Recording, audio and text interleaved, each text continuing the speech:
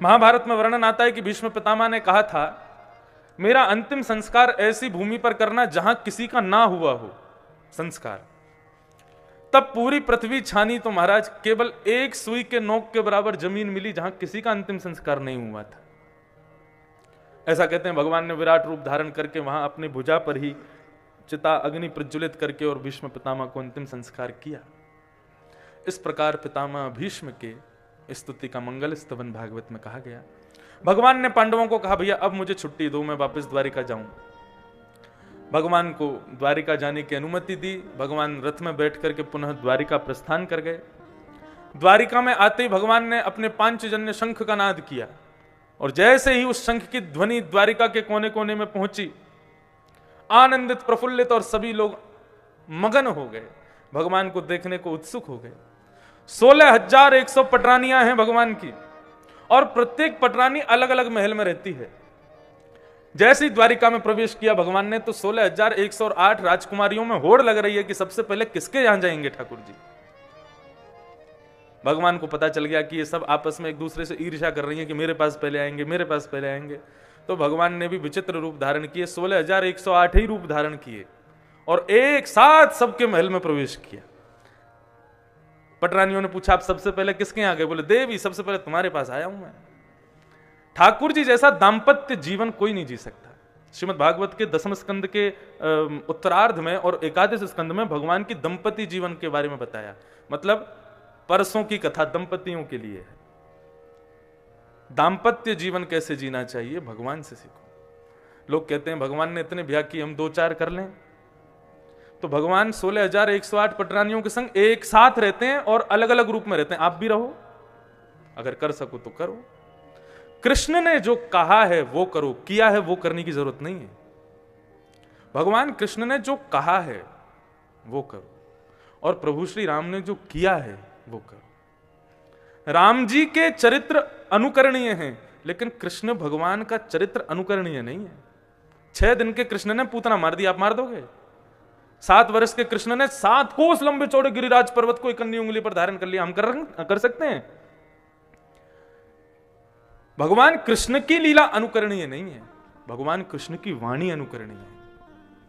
इसलिए भगवद गीता, भगवान के द्वारा गाई गई गीता को अनुकरण करो। वो जो करते हैं वो हम कभी नहीं कर सकते। भगवान कृष्ण इस प्रकार अपने संपूर्ण पटरानियों के संग विराज रहे थे और यहां उस बालक ने जन्म लिया जिसकी गर्भ में प्रवेश करके भगवान ने रक्षा की। जन्म लेते ही वो बालक कहते हैं उठ करके बैठ गया, देखने लगा किसको ढूंढ रहा है? बोले, उसको ढूंढ रहा है। ये कौन आया था गर्भ में आके मेरी रक्षा करके गया, वो कहां है? सबके मुखमंडल को इस प्रकार इस भांति देखने लगा तो उसका नाम परीक्षित हो गया। भगवान भी उसके लिए टोपी कुर्ता लेकर के आए, पुनः हस्तिनापुर गए और जाकर के खूब उत्सव मनाया। भगवान ने कहा अब हम पुनः वापस द्वारिका जाएंगे, तो युधिष्ठिर ने अर्जुन को साथ भेजा, जाओ भगवान को छोड़ करके आओ द्वारिका तक। अर्जुन भगवान को छोड़ने के लिए द्वारिका जब भी जाते हैं तो ज्यादा से ज्यादा 10 दिन में वापस आ जाते हैं, लेकिन आज महीनों बीत गए, अर्जुन लौट करके नहीं आया। चिंता जगी युधिष्ठिर की। आज सुबह से ही अपशगुन देख रहा है युधिष्ठिर। सूर्य मानो उदय नहीं हुआ, अस्त हो रहा है। नदी का जल जो सदैव शांत रहता था आज समुद्र की तरह उफान भर रहा है। गौशाला में गाय मानो मचल रही हैं। मंदिर में जैसे ही दर्शन करने गया लक्ष्मी नारायण भगवान के नेत्रों से अश्रुपात हो रहा है। इन सब अपशगुनों को देख करके युधिष्ठिर बहुत घबरा गया और भीम से जाकर के कहते हैं, देखो ना अर्जुन को कितने दिन हो गए द्वारिका गए, अभी तक लौट के नहीं आया, उसकी कोई खबर सुध कुछ सब ठीक तो है द्वारिका में? इतने में ही एक दीनहीन सा व्यक्ति मुख्य द्वार पर आकर के गिर पड़ता है। युधिष्ठिर और भीम दौड़ करके जाके देखते हैं तो तेजहीन, मानो जैसे कितने दिन से स्नान नहीं किया, कवच टूटा पड़ा है, बाल बिखरे पड़े हैं, कोई और नहीं अर्जुन है। अर्जुन से द्वारिका के विषय में पूछा, तब अर्जुन कहता है, वंचितो हम महाराज हरिणा बंधुरूपिणा येन मे पहितं तेजो देव विस्मापनम। अर्जुन बहुत देर तक तो मानो जैसे सुन रहा हो, कुछ नहीं बोला। अर्जुन, तुम द्वारिका गए थे ना? रुक्मणी ठीक है ना? भगवान की समस्त पटरानियां ठीक है ना? देव की वसुदेव सब कुशल है ना? भगवान के पुत्र प्रद्युम्न अनिरुद्ध आदि सब ठीक है ना? द्वारिकाधीश को कोई दिक्कत तो नहीं है ना? सब ठीक है ना? द्वारिकाधीश नाम सुनते ही अर्जुन का पूरा शरीर कंपायमान हो गया, नेत्रों से अश्रुपात होने लगे। युधिष्ठिर की भुजा को पकड़ करके हृदय से लगा के जोर जोर से रुदन करने लगा। अर्जुन कहता है, भैया, निरंतर हमारे साथ छाया की तरह रहने वाले महाभारत विशाल युद्ध को इस प्रकार पार करवा दिया जैसे एक मां अपने पुत्र के हाथ को पकड़ करके पार कर देती है, जिनकी वजह से मेरा गांडीव धनुष तीनों लोकों में सबसे ज्यादा प्रचलित था। मैं यदि स्वर्ग जाता था तो इंद्र भी अपना आसन छोड़ देता था। क्यों? बोले कृष्ण का मित्र अर्जुन आया है। ऐसे हमारे प्रिय कृष्ण द्वारिकाधीश हम सबको अकेला छोड़ करके अपनी पूरी लीला संवरण करके अपने धाम को प्रस्थान कर गए। धराधाम की लीला उनकी पूरी हो गई और उनके जाते ही संपूर्ण द्वारिका नगरी, कंचन की स्वर्ण की नगरी द्वारिका समुद्र में डूब गई है। मुझे एक छोटा सा काम दिया था कि मेरी अष्टपटरानी तो मेरे साथ जाएंगी, लेकिन इन 16,100 राजकुमारियों को तुम ले जा करके वृंदावन, 16,100 राजकुमारियों को तो उन्होंने वृंदावन भेज दिया, लेकिन अष्टपटरानियों को मेरे साथ भेजा था कि इनको हस्तिनापुर ले जाना। मेरे जाने के बाद द्वारिका नहीं रहेगी।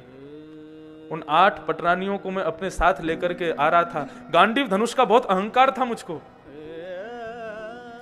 एक कोल भील के गांव में एक कोल आया, एक भील आया और मुझसे उन 8 को हरण करके ले गया। जिस धनुष का अहंकार था हमेशा मेरे भीतर, वो धनुष भी मेरे किसी काम नहीं आ पाया। आज भगवान की याद आ रही है अर्जुन को। युधिष्ठिर मौन हो गए, भीम मौन हो गए। पर्दे के पीछे खड़ी हुई बुआ कुंती ने जैसे सुना कि द्वारिकाधीश अपनी लीला पूरी करके चले गए, वियोगात्मक ये शब्द जैसे ही कर्णरंध्र में प्रवेश किया, कुंती रुक ही नहीं पाई, तत्क्षण प्राणों का परित्याग कर दिया। कृष्ण नहीं रहे तो हम रह के क्या करना। बंधुओं, कभी भी ये बात नहीं कहनी चाहिए कि भगवान कृष्ण, कहना भी पाप है। मृत्यु शब्द भगवान के लिए प्रयोग कभी मत कीजिएगा। भगवान का ना तो कभी जन्म होता है और ना कभी मृत्यु होती है। भगवान अवतार लेते हैं, लीला पूरी करके फिर अवतार को ही समेट करके चले जाते हैं। वे पांच भौतिक शरीर से विमुख चिन्मय स्वरूप धारण करके आते हैं और अपने सशरीर, अपने परिकर को संग लेकर के वैकुंठ चले जाते हैं।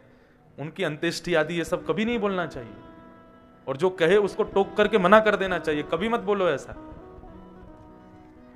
भगवान के लिए कभी ऐसा भाव प्रस्तुत मत करना। आज समस्त पांडवों को एक एक उपकार याद आ रहा है भगवान का।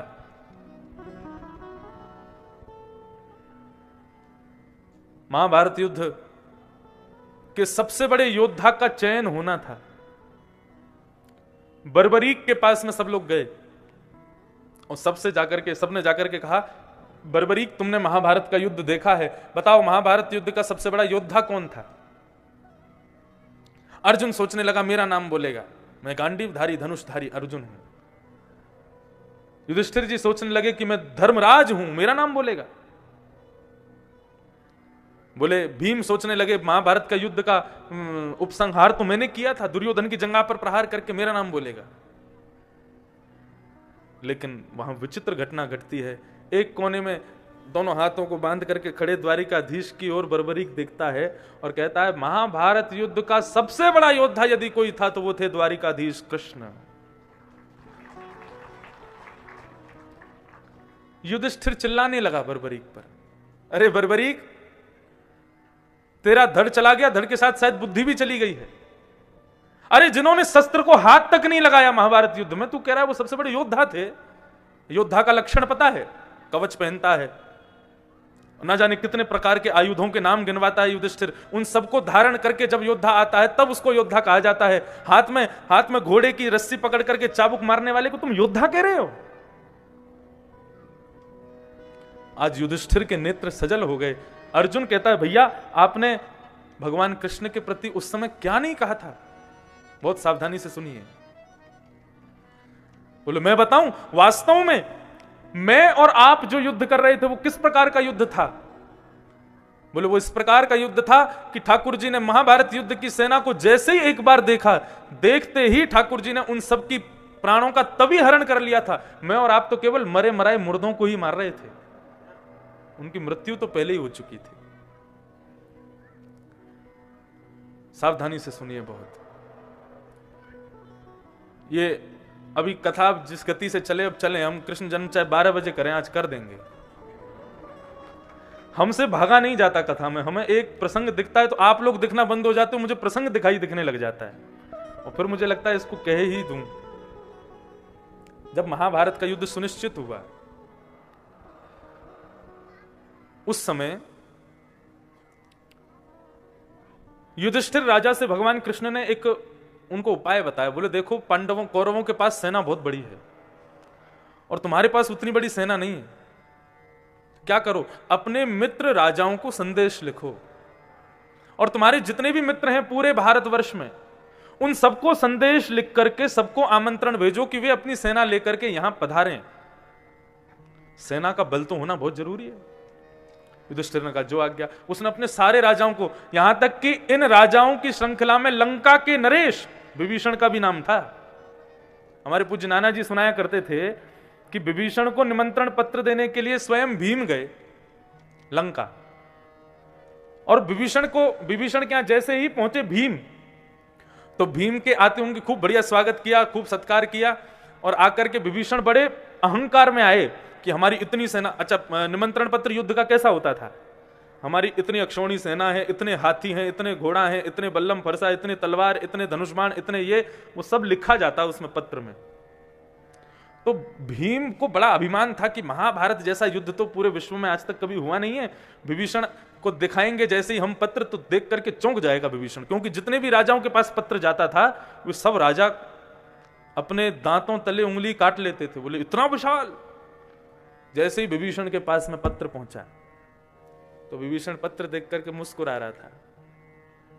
तो भीम ने कहा महाराज 23 अक्षौणी सेना है, कितने करोड़ हाथी हैं, कितने करोड़ घोड़े हैं, कितने करोड़ सैनिक हैं, जाने क्या, उनकी पूरी श्रृंखला बताने लगा। कुल मिलाकर के टोटल मिलाएंगे तो इतनी अक्षौणी, मुझे प्रॉपर संख्या याद नहीं, इतनी अक्षौणी सेना है। तब विभीषण जी जोर से हंसते हैं। बोले आप हंस क्यों रहे हो? बोले मैं इसलिए हंस रहा हूं, तुम्हारी महाभारत में कौरव पांडवों की मिलाकर के जितनी सेना है ना, राम रावण युद्ध में उतने केवल ढोल नगाड़े बजाने वाले थे। राम रावण योर युद्धे या राम रावण योर इव। राम रावण जैसा युद्ध तो राम रावण का ही हुआ था, वैसा युद्ध कभी नहीं हुआ इस महाभारत के, इस भारत की भूमि पर। भीम का सिर चकरा गया। अब यही कथा पूरी नहीं, आगे क्या होता है? भीम कहता है मैं बहुत दूर से आया हूं, मुझे कोई पोखरा तालाब बताओ, मैं स्नान कर लूं तुम्हारी लंका नगरी में। तो विभीषण कहते हैं कि भाई देखो, तुम कहीं चले जाओ, दक्षिण में एक पोखरा है, उसमें मत जाना। और भीम पांडवों में ऐसा है, इसको कोई चुनौती दे दे तो ये उस काम को अदबद के करता है। भीम बोला ठीक है, दक्षिण में नहीं जाऊंगा। तो बोले कहीं चले जाओ, बहुत सारी नदी हैं, पोखरा है, तालाब है, नहा लो आप, लेकिन दक्षिण के जो पोखरा है, जो तालाब है, उसमें मत जाना। विभीषण गया स्नान करने के लिए, तो बाहर निकलते उसने कहा कि ये दक्षिण वाले में ही जाके देखूं है क्या। अब भीम निकल गया दक्षिण की ओर। विभीषण को पता था ये मानेगा नहीं, ये दक्षिण में ही जाएगा। तो उसने अपने सैनिकों को भेजा, थोड़ी दूरी बना करके जाओ, लेकिन इसकी सुरक्षा के लिए पीछे जाओ। और दक्षिण में एक विशाल तालाब उसने देखा। भीम बोला इसमें क्या है बताओ, इसके लिए मना कर रहे थे विभीषण जी। तुरंत अपने वस्त्रादि उतार करके जलाशय को प्रणाम करके जैसे ही गोता मारा, तो गहराई में जाते जाते जाते जाते जाते जाते कहते हैं 15 दिन बीत गए, लेकिन नीचे की गहराई नहीं पता चली उसको। ऐसी स्थिति हो गई, श्वास लेना भारी पड़ गया, अब ना नीचे जा पा रहा है, ना ऊपर आ पा रहा है, कोई और छोर दिखाई नहीं दे रहा। तब जाकर के पीछे आ रहे सैनिकों ने गोते लगाए और रस्सी फेंक करके बांध करके भीम को उस नदी से निकाला, उसकी छाती में जोर जोर से हवा करके मुंह से पानी निकाला। जैसे तैसे 2-4 दिन में होश आया तो विभीषण के पास राजमहल में पड़ा था भीम। विभीषण बोले मैंने मना किया था ना दक्षिण में मत जाना, क्यों गए तुम? बोले वो सब ठीक है, ये बताओ ये था क्या जिसमें मैं कूदा था? बोले हमारे बड़े भैया कुंभकर्ण का मुंड है वो। भीम बोला आपके चरण कहां हैं? अरे भाई कहां आ गया हूं मैं, ये कैसी नगरी है? बोले हम बोल रहे हैं ना राम रावण जैसा युद्ध तो राम रावण का ही हुआ है, लेकिन तुम्हारी महाभारत युद्ध में सहायता करने के लिए दक्षिण प्रांत के समस्त राजा आएंगे, तुम चिंता मत करो। तब विभीषण ने पत्र लिखा उडुपी के राजा, एक दक्षिण में स्थान है उडुपी, वहां के राजा को पत्र लिखा कि आप जाइए, सबको पत्र लिखा आप सेना लेकर के जाओ। लेकिन उडुपी के राजा का एक विलक्षण योगदान था महाभारत युद्ध में। उडुपी में भगवान कृष्ण का बहुत सुंदर मंदिर है। तो उडुपी के राजा वो अपनी सेना लेकर के पहुंचे हस्तिनापुर। तो जैसी सेना लेकर के पहुंचे भगवान कृष्ण सबका स्वागत कर रहे थे, आओ आओ आओ विराजो, तुम ये कार्य करना, तुम यहाँ की सेना, तुम यहाँ का भाग संभालना, तुम पूर्व के भाग को संभालना। तुम जैसे उडुपी का राजा आया तो भगवान कृष्ण उससे कहने लगे बताओ तुमको क्या सेवा दी जाए? तो बोले महाराज मैं सोच रहा हूं आपकी इतनी बड़ी सेना सुबह से शाम तक युद्ध करेगी, सूर्यास्त होते युद्ध नहीं होता था, फिर सब भोजन करके आराम करते थे। सूर्यास्त होते ही इतनी विशाल विलक्षण सेना को भोजन कौन कराएगा? मेरी पूरी सेना अस्त्र शस्त्र के बिना आई है, क्या लेके आई है? बोले सब कढ़ाई लेकर के आए, चम्मच लेके आए, चिमटा लेके आए, हम लोग सब क्या करेंगे? भोजन बनाएंगे, सबका भोजन बनाना और शाम को आपकी पूरी सेना को भोजन कराना। भगवान उसके भाव से इतने प्रसन्न हो गए, बोले ये तुमने सोचा ही नहीं कि इतनी भोजन की व्यवस्था कहां से होगी। तो उडुपी के राजा सबका भोजन बनाते थे, शाम को सबको देते थे। रात्रि में भगवान कृष्ण जब सोने जाते थे तो भगवान कृष्ण के कक्ष में उडुपी के राजा एक कटोरा में, चांदी के कटोरा में चने भर के रख देते थे ताकि रात में भूख लगे तो खा लेंगे। भगवान कृष्ण रोज रात्रि में बैठते थे और चिंतन करते थे दूसरे दिन युद्ध में क्या करना है, और चने खाते थे। संपूर्ण महाभारत का युद्ध हुआ, जब अंतिम दिन था तो युद्ध होने के बाद में भगवान सबको कोई ना कोई उपहार दे रहे थे, जितने राजा आए थे। उडुपी के राजा जैसे ही भगवान के सामने आए, भगवान ने उडुपी के राजा की एक विलक्षण बात को आज गौर किया जो इतने दिन से गौर नहीं किया। भगवान बोले यार तुम एक बात बताओ, रोज सेना में से कम 1000, 2000, 3000 सैनिक मारे जाते थे,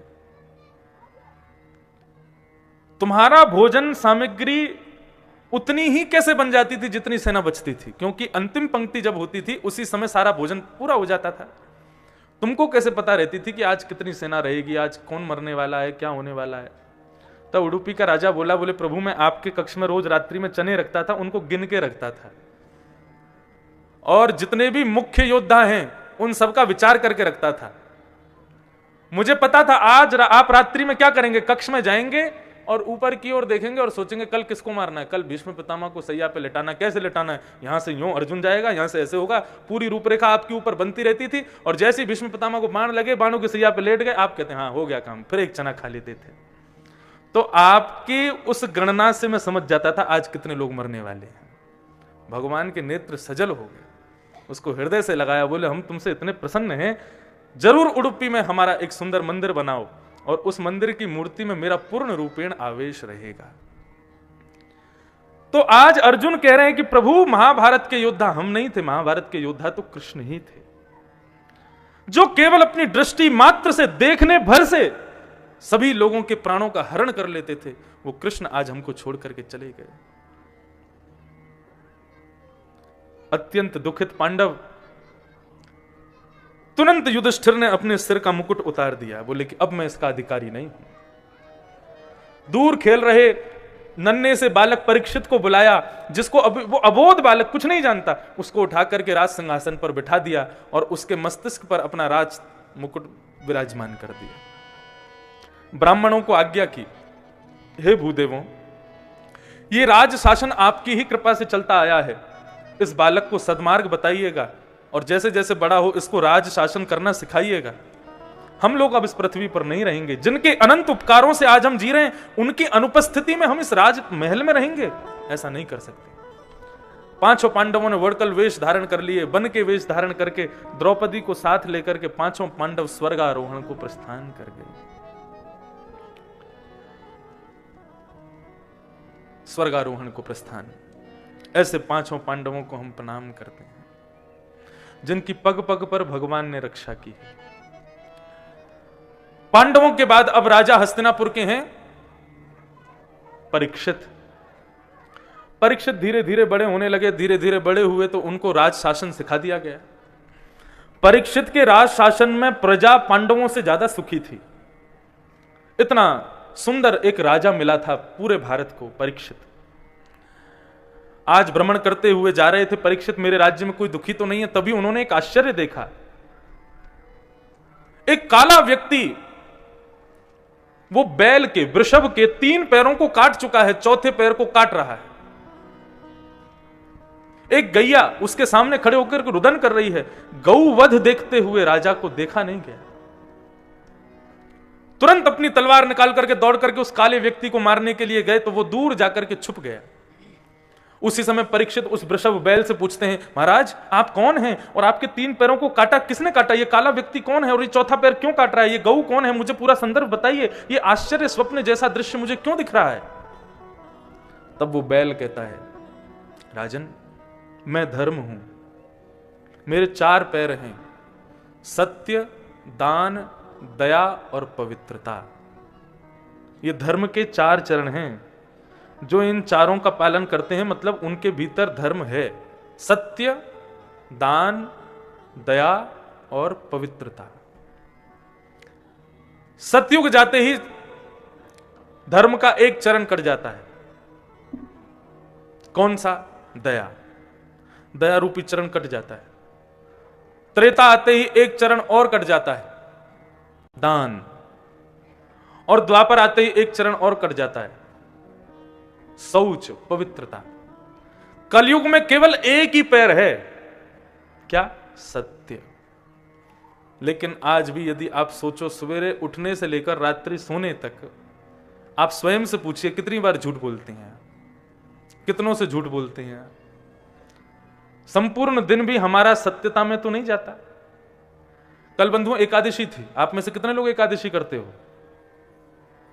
व्रत करते हो? अब सुनो, एकादशी का व्रत जो लोग अन्न नहीं खा करके करते वो एकादशी का साधारण स्वरूप है। मैं अपनी दृष्टिकोण से कहता हूं, एकादशी का व्रत केवल एक इंद्रिय का नहीं होना चाहिए, केवल जीव को आप अन्न नहीं दोगे उसी का व्रत, ये साधारण एक व्रत है। व्रत प्रत्येक इंद्रिय का होना चाहिए, नेत्रों का भी होना चाहिए, कानों का भी होना चाहिए, हाथों का भी होना चाहिए, पैरों का भी होना चाहिए। अपनी जिह्वा का व्रत करो। क्या बोले? आज एकादशी है, आज से लेकर के अगली एकादशी तक केवल सत्य संभाषण करूंगा, झूठ नहीं बोलूंगा, यह व्रत है। कानों की एकादशी कैसी? बोले अपने कानों से केवल सद्भाव ही सुनूंगा, भगवान की सुंदर कथा ही सुनूंगा, फालतू चर्चा नहीं सुनूंगा। ये कानों की एकादशी है। केवल अन्न ना खाने से व्रत पूर्ण नहीं होता है। कल रात्रि में शायद कब चर्चा हो रही थी, आप लोग सब बैठे थे, तो अन्न ना खाने से क्या होता है? व्रत करने से, उसमें अन्न ना खाने से क्या होता है? अन्न ना खाने से केवल इतना होता है कि आपकी एक दिन की आयु बढ़ जाती है, एक दिन की उम्र बढ़ जाती है। तो एकादशी केवल अन्न ना खाने की नहीं होनी चाहिए, प्रत्येक इंद्रिय की होनी चाहिए।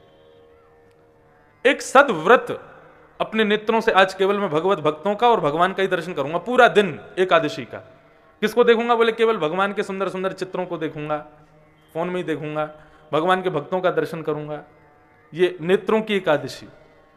कानों की एकादशी क्या? बोले आज सुबह उठने से रात्रि सोने तक केवल भगवत चर्चा सुनूंगा, कथा सुनूंगा, कान में ईयरफोन लगा केवल कथा सुनूंगा, कीर्तन सुनूंगा। ये कानों की एकादशी हो गई। पैरों की एकादशी कैसी है? बोले प्रदक्षिणा, परिक्रमा। आज हम गिरिराज जी जाएंगे, परिक्रमा ही करेंगे बस। पैरों की एकादशी हो गई। हमने तो दंडवती परिक्रमा लगाई गिरिराज जी की, लेट लेट करके जो लगती है, पता है कितने दिन में पूरी हुई? साधारण कम से कम समय लगता है 14 दिन, 14 दिन में पूरी हो जाती है। उसमें भी यह है कि 4 घंटा सुबह लगाओ, 4 घंटा शाम को, बीच में आराम करो भोजन करके। ऐसी परिक्रमा हमारी दंडौती गिरिराज जी की पूरी हुई 6 महीने में। हमने 6 महीना में लगाई। एक बाबा हैं गिरिराज जी में, वो एक दिन में 3 पैदल परिक्रमा लगाते हैं, 3। वो मुझको जब मैं दंडौती दे रहा था तो मुझको 2 बार मिलते थे। हमारी 6 महीने में कैसे हुई ये सुनो। 10 दिन हमने लगाई, 10 दिन लगा के फिर कहीं कथा करने चले गए और कथा करे आए, यहाँ से वहाँ से वहाँ, विदेश घूम आए, घर में शादी ब्याह सब कर लिए। फिर उसके बाद में समय मिला 10-12 दिन का और खाली, तो फिर से शुरू कर दी। तो जब मैं फिर से शुरू करने के लिए गया तो वो बाबा जो परिक्रमा 3 लगाते हैं उनको बीच परिक्रमा में मिला, उनको 6 महीने भी मैं वहीं मिला था। तो जब मैं उनको वहां मिला तो उनको लगा इन्होंने दूसरी परिक्रमा शुरू कर दी है। वो मेरे पांव पकड़े, बोले महाराज आपकी तपस्या मान गए। मैंने क्या हो गया बाबा? बोले 6 महीना में दूसरी दंडोती। मैं दूसरी नहीं, अभी वही चल रही है ये। मैंने क्यों? बोले अभी तक पूरी नहीं हुई। मैंने कि बीच में छोड़ के चला गया था, मैं कथा आदि कर करा के आया, घूम घाम के अब दोबारा शुरू कर रहा हूं। तो हमसे बोले भैया इतना तो कोई नहीं करता, 10 दिन 14 दिन में सबकी हो जाती है, तुम्हारी 6 महीने से अटकी है। हमने कहा देखो बाबा, घर में मेहमान आवे और मेहमान बहुत परेशान करे तो घर वालों को लगता है जल्दी जावे, लेकिन घर का मेहमान सबको खुश रखे, बच्चों को खुश रखे, माता पिता अम्मा बाबा सबको हंसाता रहे, तो घर वालों को लगती है अभी और रुक जाए, 2-4 दिन और रुक जाए। मैंने हम गिरिराज जी की तलेटी में लेटे हैं, जो लोग 10-12 दिन में पूरी करके जाते हैं गिरिराज जी उनको भगा देते हैं, भागो यहाँ से, जल्दी जाओ तुम करो। हमको 6 महीना से यहीं अटका के रखें, तुम मत जाओ, तुम यहीं रहो, हमसे बात करते रहो, खेलो कूदो, आनंद करो। तो ये सब ठाकुर जी के भाव हैं सुंदर सुंदर। तो प्रदक्षिणा ये क्या है? पैरों का व्रत है, परिक्रमा लगाना। तो ऐसे प्रत्येक इंद्रिय का व्रत करो। कलयुग में केवल एक पैर बचा है धर्म का, सत्य, और धीरे धीरे वो भी टूट रहा है।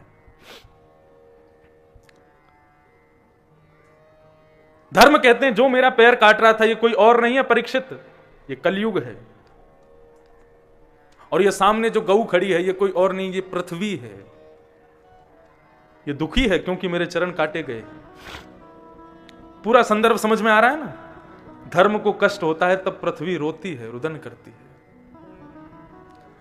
कलयुग को देख करके राजा परीक्षित ने तलवार निकाली, बोले कि तुम कौन हो? बोले मैं कलयुग हूं, मेरे राज्य में क्यों आए हो? निकल जाओ यहां से। बोले महाराज मैं नहीं जा सकता। जिस दिन कृष्ण योगेश्वर कृष्ण लीला पूरी करके गए, मैं उसी दिन से मैं एक्टिव हो गया हूं, आ गया हूं, अब नहीं जा सकता मैं। सतयुग के बाद त्रेता आता है, त्रेता के बाद द्वापर, और द्वापर के जाते ही मेरा आगमन हो गया है। राजा परीक्षित ने कहा कि मैं तुझे रुकने नहीं दूंगा। तब कलयुग ने कहा ठीक है, तो आप एक काम कीजिए, मुझे कुछ स्थान दे दीजिए, मैं वहीं रहूंगा, उसके अलावा कहीं नहीं जाऊंगा। मैं इस बात पर इतना विशेष ध्यान दिलाता हूं श्रोताओं का कि आश्चर्य की बात है, कलयुग केवल पूरी सृष्टि में केवल 5 स्थानों पर है, लेकिन फिर भी मानव पाप कर रहा है। इन 5 के अलावा जितने भी स्थान हैं, सारे स्थान या तो सतयुग है, या त्रेता है, या द्वापर है, लेकिन ये 5 स्थान जहां हैं वहां कलयुग है। आपको क्या लगता है अभी जिस पंडाल में आप लोग बैठे हो यहां पर क्या कलयुग है? कलयुग होता तो आप कथा नहीं सुन रहे होते। और वास्तव में अभी यहां इतने लोगों में जिसकी रुचि अभी भी कथा में नहीं हो रही, तो वो समझ ले कि उसके ऊपर कलयुग है, लेकिन बाकी के लोग कलयुग में नहीं है। कलयुग के केवल 5 स्थान हैं, लिख लीजिएगा कहां रहता है कलयुग। द्यूतम पानम स्त्रियस्तूना यत्रा धर्मश्चतुर्विधम पुनश्चयाचमानाय जात रूप मदात प्रभु। 5 स्थान हैं कलयुग के। पहला स्थान द्यूतम, जुआ। ये सबसे पहला स्थान है कलयुग का, जुआ। जो लोग धन का व्यय करते हैं खेल खेलने में, अच्छा जुआ केवल खेल में ही नहीं खेला जाता, ये लोग जो करते हैं ना, अगर ऐसा हुआ तो शर्त लगी, 500 की शर्त लगी, ये शर्त भी जुआ है। शर्त लगाओ गुलाब जामुन रसगुल्ला खिलाने की लगाओ, लेकिन पैसा लगाते ही वो शर्त भी जुआ है। अच्छा जुए में पाप क्यों रहता है? आप लोग पूछ सकते हैं, बोले हमारा धन हम कहीं लगाएं, आपको क्यों दिक्कत उससे? देखो मुझे दिक्कत नहीं है, लेकिन धन जिसका है उसको दिक्कत हो सकती है। लक्ष्मी किसकी है? नारायण की है। और उस लक्ष्मी को भगवान ने हम पर कृपा करके भेजा है ताकि हम लोग 3 समय की रोटी खा सकें, प्रेम से रह सकें, अपने बच्चों को पढ़ा लिखा सकें। लेकिन उस लक्ष्मी का व्यय जब कोई व्यक्ति इस प्रकार जुए के भांति करता है तो भगवान को बहुत पीड़ा होती है। किसी की पत्नी को तुम बेकोगे तो क्या उसको अच्छा लगेगा?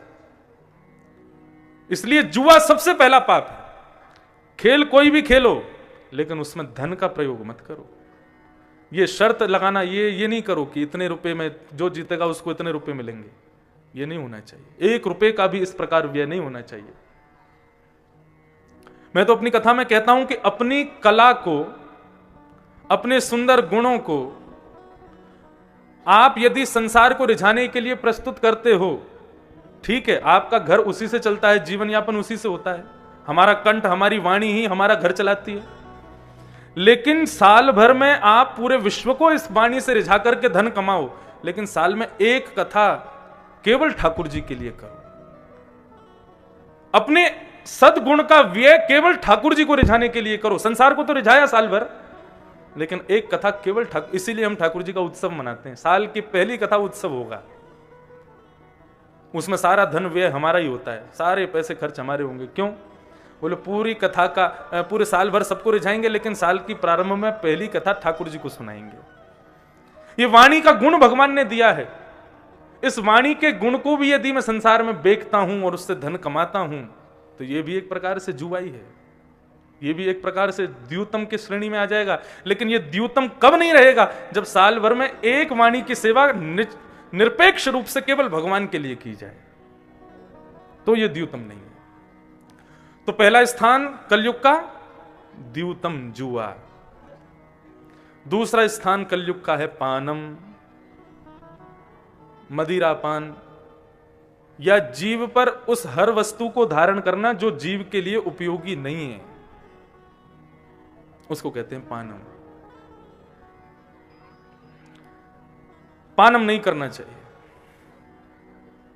हमारे सदगुरुदेव भगवान तो कहते थे कि औषधि के रूप में भी यदि मदिरा मुख में जा रही है तो उसका भी सेवन मत करो। लेकिन अभी क्या करें, कोरोना काल में तो मदिरा से ही सब काम चले हैं। सैनिटाइजर में सबसे ज्यादा मदिरा, लोग दिन रात उसी को ही मलते रहे हैं। ये घनघोर कलिकाल है। अब कहां तक कहें, लोग कई तो जैसे आचमन करते हैं, भगवान को स्पर्श करने से पहले हाथ पर छल, उसमें भी सैनिटाइजर लगा रहे हैं, बोले ये सबसे पवित्र है, सबसे शुद्ध है। और दुकानों पे जा करके घुमा घुमा के देख रहे हैं, जिसमें सबसे ज्यादा अल्कोहल होगा वही लेंगे, जिसमें सबसे ज्यादा मदिरा वही, कहीं कोरोना छू नहीं जाए। देखो आके देखो, गुना के पंडाल में कोरोना कुचला पड़ा बेचारा कोने में, दिख ही नहीं रहा दूर दूर तक, कोई अते पते ही नहीं। हमारे तो मास्क ही खो गए, जाने कहां चले गए। पहले दिन तो ताव ताव में पहला मैंने शोभा यात्रा में मैंने की, भाई ने अपनी सुरक्षा करके चलें। लेकिन सत्य में, वास्तव में ये कथा का स्वरूप ऐसा है। अब भय किसको नहीं है? सबको भय कि हमको नहीं हो जाए, लेकिन कथा का रस ऐसा है कि आप सब लोग अपने आप को देखो, बिल्कुल निर्भीक होकर के बैठे हो, कथा श्रवण कर रहे हो। यही विश्वास चाहिए भगवान के प्रति। तो दूसरा स्थान दिया पानम, स्वरापान, मदिरा पान, उसमें कलयुग का निवास होता है। मदिरा पान में कलयुग का निवास क्यों है? सबसे पहली बात, अनकॉन्शियसनेस। आप अपनी बुद्धि में स्थिर नहीं रहते उसको पीने के बाद। दूसरी बात, दुर्गंध।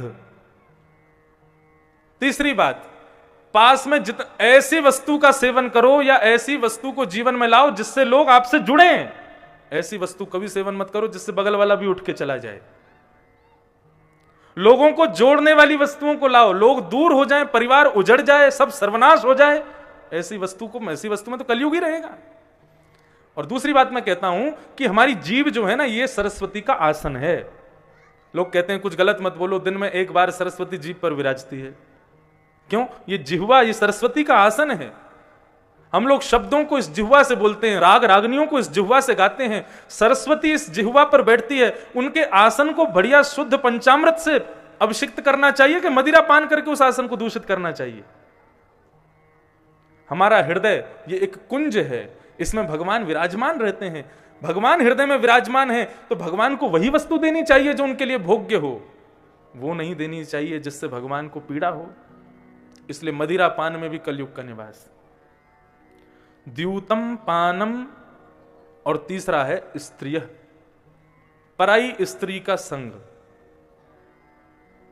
इसमें भी कलयुग का निवास है। आपने अग्नि को साक्षी मान करके किसी के साथ 7 फेरे लिए हैं, किसी के साथ ब्याह किया है, मंगलसूत्र गले में बांधा है, तत्पश्चात अन्यत्र स्त्री के प्रति भावना उत्पन्न होना, यह कलयुग का ही लक्षण है। द्यूतम पानम स्त्रिय, ये 3 स्थान हो गए। और चौथा स्थान कलयुग का है हिंसा, लड़ाई झगड़ा, मार काट, गाली गलौज। साधारण सीधी बात भी करेंगे तो उसमें भी गाली देकर के बोलेंगे। ऐसे लोगों के जीवन में भी कलयुग का निवास है। ये 4 स्थान कलयुग के हो गए। तो कलयुग ने कहा महाराज परिवार बड़ा, एक स्थान और दे दो। तब पुनश्चयाच मानाय जात रूपम मदात प्रभो, पुनः याचना करने पर कलयुग को 5वां स्थान दिया, बिना मेहनत का धन, अनीति का धन। अकबर घोड़े पर बैठ करके जा रहा था। एक पेड़ के नीचे एक फकीर महात्मा पड़ा था। उस फकीर को देख करके, उसकी फकीरी को देख करके अकबर को उस पर दया आ गई। अपने गले से एक स्वर्ण की माला उतार करके बीरबल को दी, जाओ जाकर के इस फकीर को दे दो। महाराज ने प्रसन्न होकर दी है। फकीर को जैसे ही वो सोने की माला मिली, वो तो आनंदित हो गए। वाह महाराज, कितने की होगी? बोले तुम जीवन भर इससे खा पी के रह सकते हो, इतनी की है। अब तो महाराज वो फकीर उसको कभी कहीं छुपावे, कहीं, घर तो है नहीं उसके पास में, बार बार छुपावे, फिर देखने जावे कोई ले तो नहीं जाएगा, कोई उठा तो नहीं ले जाएगा, कोई कहीं ले तो नहीं जाएगा। रात में अपने सिराने में गड्ढा करके उसको रख दिया और वहीं सो गया। अब बार बार उठ करके फिर गड्ढा थोड़ा हटा के देखता है, यही है ना, ठीक है, फिर सोता है, फिर उठ के देखता है, यही है ना, ठीक है, कोई ले तो नहीं जाएगा। बेचारा शौच आदि करने भी जाता है तो जल्दी फट से दौड़ के आता है, कोई ले तो नहीं जाएगा। 7 दिन हो गए, खाना पीना उठना बैठना सब उसका बदल गया। 7 दिन बाद जब राजा अकबर वहां से पुनः निकला तो फकीर दौड़ा दौड़ा गया और जाकर के उसके घोड़े के सामने रख दिया। महाराज मुझे नहीं चाहिए, रख लो इसको। बोले क्यों? बोले जब तक ये नहीं था कम से कम चैन से सोता था, खाता था, पीता था, उठता था, बैठता था। जब से ये सोना आया है तब से मैंने सोना गवा दिया है, इसको मुझसे वापस ले जाओ। बिना परिश्रम का यदि 1 रुपया भी आपके पास है तो बुद्धि को विकृत किए बिना रह नहीं पाएगा, उसमें कलयुग का निवास है। इसलिए हमारे यहां विधान बताया गया, सब लोग बहुत सावधानी से सुनिएगा। इसलिए हमारे यहां पर विधान बताया गया कि घर की लक्ष्मी को यानी कि धन को पवित्र करने का उपाय क्या है। बोले उसको पवित्र करने का उपाय यह है कि उसको लक्ष्मी को बेटी मानो, धन को बेटी मानो। और बेटी जब बड़ी हो जाए, उसकी उम्र हो जाए, यानी कि मतलब धन खूब बढ़ जाए, तो फिर उसका ब्याह कर देना चाहिए।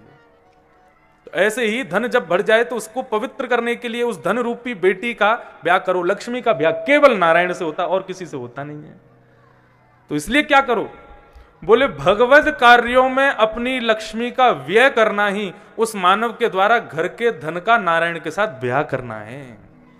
अब सामर सिंघा परिवार जो यहां है, इन्होंने खूब व्यय किया धन का इस कथा को कराने में। सब व्यय तो होता ही है, भोजन भंडारे का व्यय होता है, इतने बड़े पंडाल का व्यय होता है, हमारे पूरे परिकर के सब ब्राह्मण आदि सब वृंदावन से आए आने जाने का व्यय होता है, सबको दक्षिणा देंगे उसका व्यय होता है। ये सारे व्यय होते हैं। इसका तात्पर्य क्या है?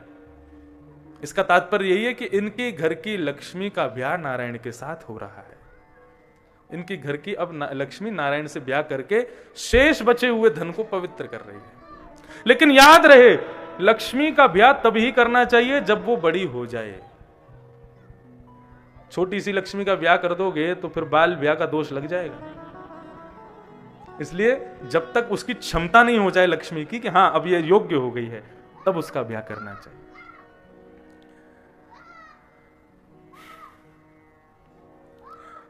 तो ये 5 स्थान प्रदान किए। बंधुओं आपसे निवेदन, भूल करके भी इन 5 स्थानों पर मत जाओ। ना तो कभी जुआ खेलो, ना कभी सुरापान, मदिरापान, गुटखा आदि सेवन का कोई कुछ नहीं, ना कभी पराई स्त्री संग करो, ना कभी हिंसा करो, मनसा वाचा कर्मणा, कभी नहीं। मन से भी किसी की हिंसा नहीं। कई लोग होते हैं वो वाणी से हिंसा नहीं करते, मन से करते हैं। बड़ा ताव में चल रहा है, काली कलर की फॉर्च्यूनर में चलता है, वहां जाएगा इसका पांव टूट जाए, मन से सोच लेना ये भी हिंसा है। ऐसा भी नहीं सोचना चाहिए। मनसा वाचा कर्मणा, तीनों हिंसाओं से बचो। और अंतिम बताया, अनीति का 1 रुपया भी यदि है उसको उठाना नहीं कभी भी। नीति की रूखी रोटी अच्छी है, अनीति का जल भी नहीं पीना है। हमारे पूज्य गुरुदेव कहते हैं कि यदि किसी घर में आप जाओ, वैसे तो मैं कहीं पधरामनी वगैरह ये कहीं नहीं जाता मैं, और जब से लाल जी हमारी सेवा में तब से तो बिल्कुल ही नहीं जाता। उनकी सेवा करना, उनका प्रसाद पाना, और किसी की बहुत इच्छा होती है, कोई बहुत प्रेमी जन परिजन है तो उनके यहाँ जाकर के बस थोड़े 2 काजू खा के आ जाते हैं। लेकिन हमारे गुरुदेव उसमें भी कहते हैं कि किसी के यहाँ बैठ करके जल भी पिया है ना, तो वो जल कब पचेगा? बोले 2 मिनट संकीर्तन कर लो वहां बैठ के, 2 मिनट अपनी वाणी का व्यय करो, वाणी से थोड़ी सी मेहनत करो, तो वो पानी पचेगा, नहीं तो वो भी नहीं पचा पाओगे। ऐसे बड़े नियम बताए गए महाराज धन को व्यय करने के। घर में आज तक जो क्रिया नहीं हुई, यदि वो होनी शुरू हो जाए तो समझ लेना कलयुग आ गया है, और उसके निवारण के लिए प्रयास करना शुरू कर दो। इस प्रकार से 5 स्थान कलयुग को दे दिए। लेकिन राजा परीक्षित स्वयं भटक गए, लौट करके आए तो कारागृह खोला अपना, उसमें बहुत सारे सोने चांदी के सामान रखे थे जो कि पांडवों ने जीते थे।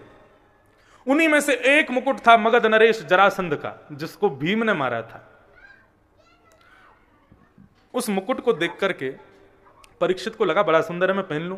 जैसे ही मस्तिष्क पर धारण किया, अनीति का धन है, कलयुग प्रवेश कर गया दिमाग में। जिसके यहां पर हिंसा करना पाप है, जिस परीक्षित के राज्य में हिंसा करना पाप था, वो राजा परीक्षित स्वयं आखेट को वन में गया हिंसा करने के लिए, शिकार करने के लिए। किसी को मार नहीं पाया क्योंकि अभ्यास में नहीं थी हिंसा।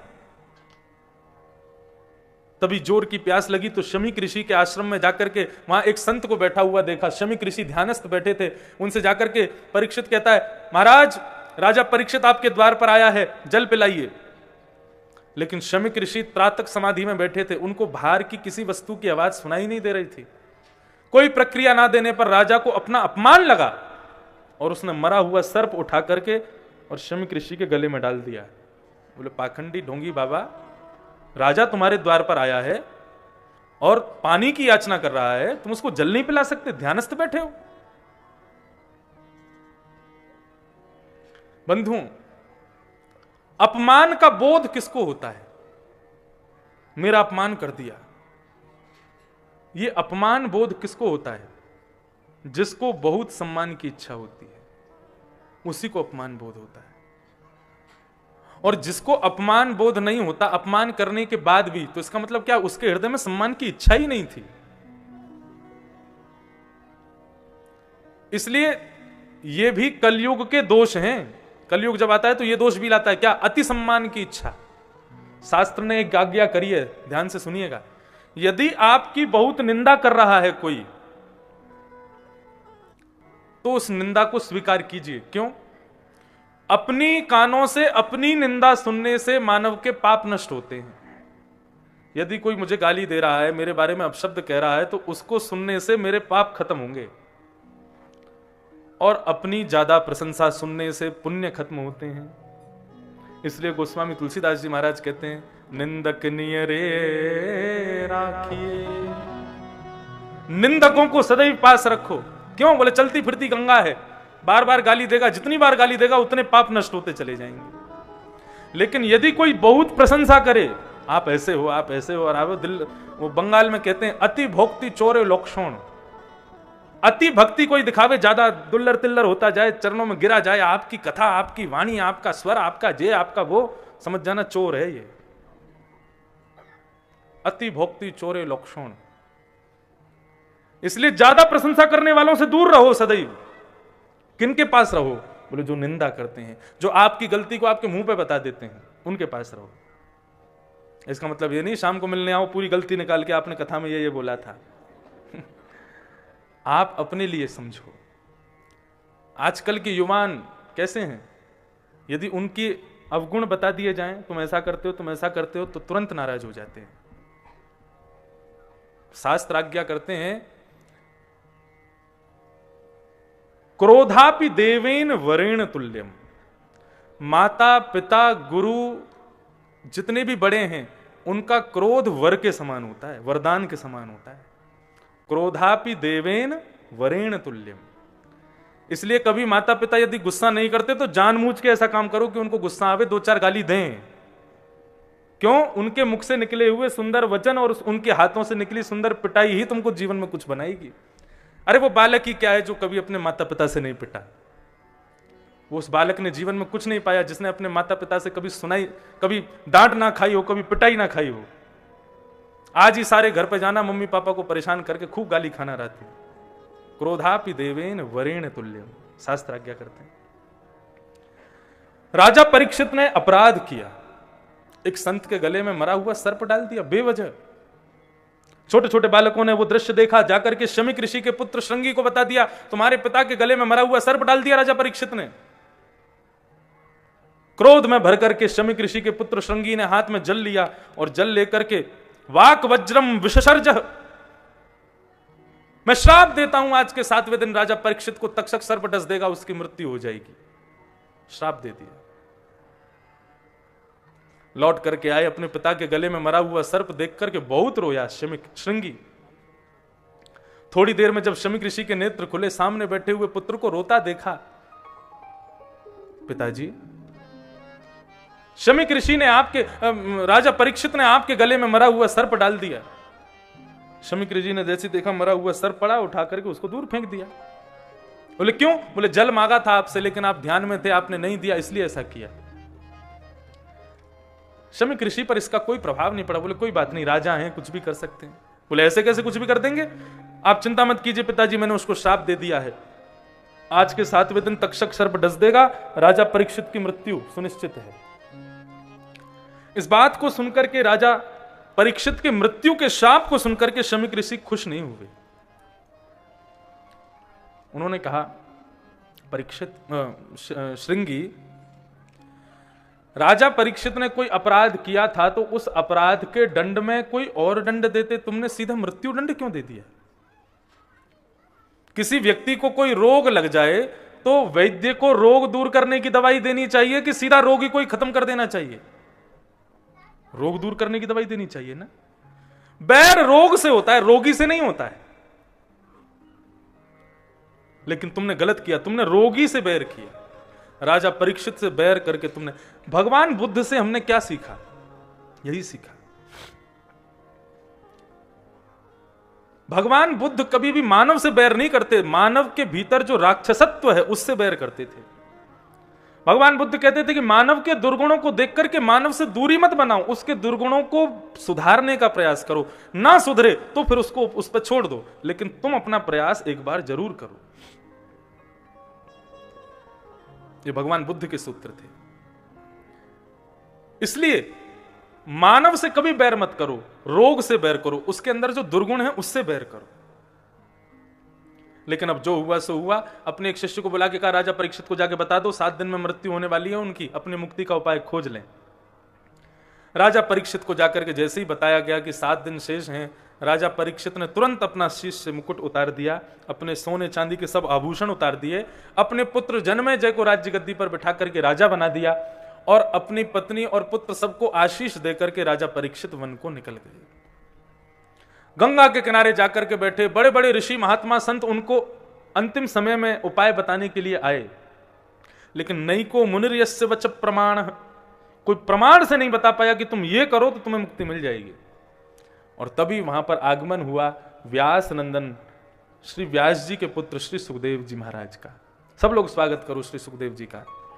कि तत्रा भवद भगवान व्यास पुत्रो यदिच्छया गामट मानो नपेक्ष अलक्षलिंगो निज लाभ तुष्टो व्रतश्च बालैरवधूत भेष। एक अवधूत भेष में, कितनी उम्र है सुखदेव जी की? त्वम द्वष्ट वर्ष, 2 बार 8।